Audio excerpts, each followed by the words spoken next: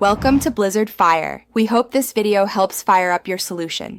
In this video, I will explain how to hook up a voltage gauge. First, always prioritize safety by disconnecting your vehicle's battery. Next, gather essential tools such as wire strippers, crimpers, and a reliable multimeter. Finally, select an optimal mounting spot for your new gauge, ensuring it is easily visible and accessible for future adjustments. This preparation ensures a smooth and safe installation process. Now, let's connect the power and ground. The gauge's positive wire needs a switched 12-volt power source, often found in the fuse box. A fuse tap is an excellent way to safely draw power without cutting existing wires.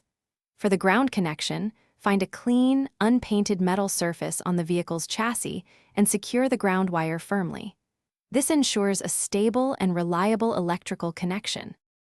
Next, we'll connect the crucial signal wire. This wire should run directly from your voltage gauge to the positive terminal of your vehicle's battery. This direct connection is vital because it provides the most accurate, real-time voltage readings of your battery's state.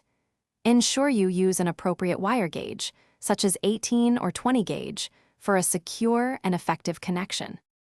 With all connections made, it's time for testing. Reconnect your vehicle's battery and turn the ignition to the accessory position. Observe the gauge. It should display a reading, typically between 12 and 14 volts, indicating proper function.